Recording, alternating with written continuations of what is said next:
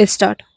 Supreme court ने संशोधित वक्फ कानून की सुनवाई करते हुए इस कानून के विरोध के बहाने हुई हिंसा पर चिंता तो जताई, लेकिन अच्छा होता कि वह केवल इतने तक ही सीमित नहीं रहता।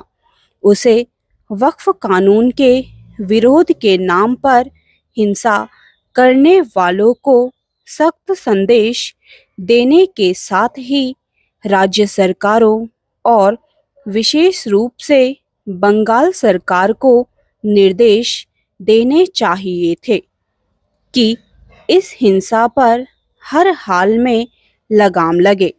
उसे इसका भी संज्ञान लेना चाहिए था कि मुर्शिदाबाद में वक्फ कानून विरोधियों की भीषण हिंसा के चलते वहां के अनेक हिंदुओं को जान बचाने के लिए पलायन करना पड़ा है और इसका कोई ठिकाना नहीं कि वे अपने घरों को लौट सकेंगे या नहीं।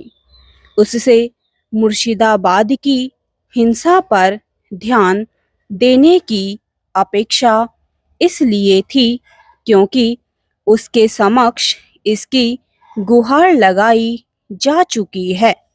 वक्फ कानून पर सुनवाई करते समय सुप्रीम कोर्ट ने जहां इस कानून में कुछ सकारात्मक बदलावों का उल्लेख किया, वहीं उसके कुछ प्राविधानों पर सवाल खड़े करते हुए सरकार को नोटिस भी जारी किया।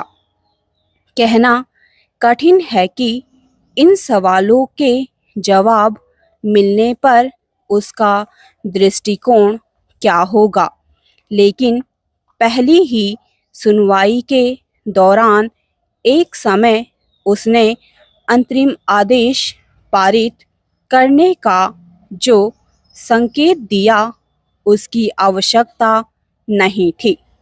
वक्फ कानून पर पहले संयुक्त संसदीय समिति में व्यापक चर्चा हुई और फिर संसद के दोनों सदनों में, जिस कानून में महीनों की बहस के बाद संशोधन किए गए हों, उस पर अंतरिम आदेश जारी करने की जल्दबाजी नहीं दिखाई जानी चाहिए।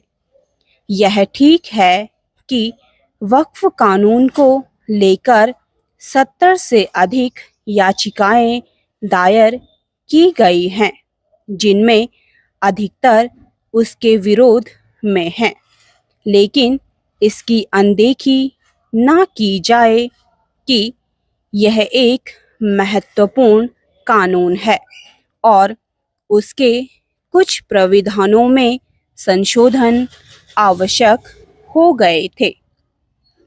वक्फ कानून की संवैधानिकता की परख में हर्ज नहीं।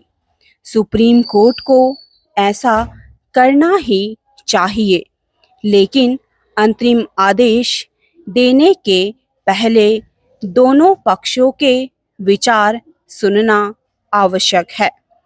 इस आवश्यकता की पूर्ति के लिए ही संसद से पारित किसी कानून का सड़कों पर उतरकर हिंसक तरीके से विरोध करने की प्रवृत्ति को हतोत्साहित भी किया जाना चाहिए, तब तो और भी जब उस कानून पर सुनवाई हो रही हो। पिछले कुछ समय से यह प्रवृत्ति बढ़ी है। इसके पहले नागरिकता संशोधन कानून का सड़कों पर उतरकर विरोध किया गया था। इस दौरान अराजकता का भी प्रदर्शन किया गया, लेकिन सुप्रीम कोर्ट ने उसका यथोचित तरीके से संज्ञान नहीं लिया।